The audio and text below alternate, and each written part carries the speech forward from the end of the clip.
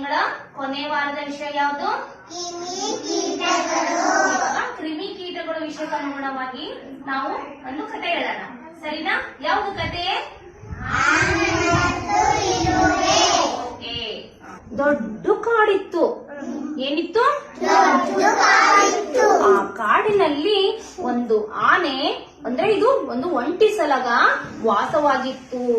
ಇದು ತುಂಬಾ ಸೊಕ್ಕು. ಎಲ್ಲಾ ಪ್ರಾಣಿಗಳನ್ನ ಏನ್ ಮಾಡ್ತಿತ್ತು?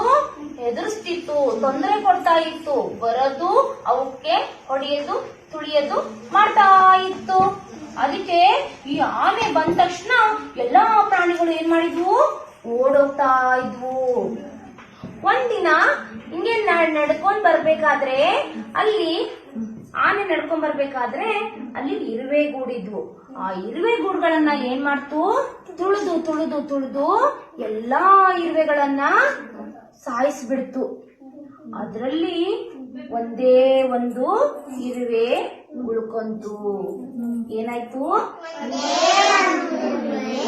ಪಾಪ ಅದಕ್ಕೆ ತುಂಬಾ ಬೇಜಾರಾಯ್ತು. ಅದು ಎಲ್ಲ ಅಪ್ಪ ಅಮ್ಮನ್ನು, ತನ್ನ ಅಪ್ಪ ಅಮ್ಮನ್ನ ಕಳ್ಕೊಂಡ್ಬಿಡ್ತು. ಅವಾಗ ಈ ಆನೆಗೆ ಬುದ್ಧಿ ಕಲಿಸ್ಬೇಕಲ್ವಾ? ಅದು ಒಂದು ಉಪಾಯ ಮಾಡ್ತು ಇರುವೆ. ಏನ್ ಮಾಡ್ತು?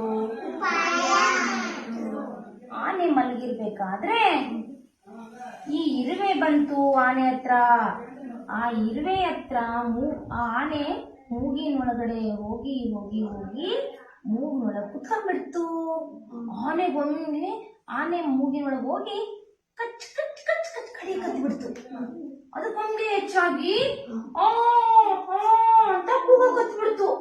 ಅಯ್ಯೋ, ಎಂತ ನೋವಾಗ್ತಿದೆ ನನ್ಗೆ, ಯಾರುದು ಅಂತ ಹಿಂಗ್ ಕೊಡ್ಕೆಳಕ್ ಹೋಗುತ್ತೆ. ಅದು ಮೂಗೊಳಗಿರೋದು ಇರುವೆ ಬರಲ್ಲ. ಅವಾಗ ಆ ಇರುವೆ ಹೇಳುತ್ತೆ, ಇನ್ಮೇಲೆ ನೀನು ಬೇರೆ ಪ್ರಾಣಿಗಳಿಗೆ ತೊಂದರೆ ಕೊಡ್ತೀಯಾ ಅಂತ ಕೇಳುತ್ತೆ ಅದು. ಇಲ್ಲ, ಇನ್ಮೇಲೆ ನಾನು ಯಾರಿಗೂ ತೊಂದರೆ ಕೊಡಲ್ಲ, ನನ್ನ ತಪ್ಪಿಂದು ಅರಿವಾಯ್ತು, ನನ್ನ ಕ್ಷಮಿಸ್ಬಿಡು ಅಂತ ಆ ಆನೆ ಏನ್ ಮಾಡುತ್ತೆ? ಇರುವೆ ಹತ್ರ ಕ್ಷಮೆ ಕೇಳುತ್ತೆ. ಅವಾಗ ಇರುವೆ ಏನ್ ಮಾಡುತ್ತೆ?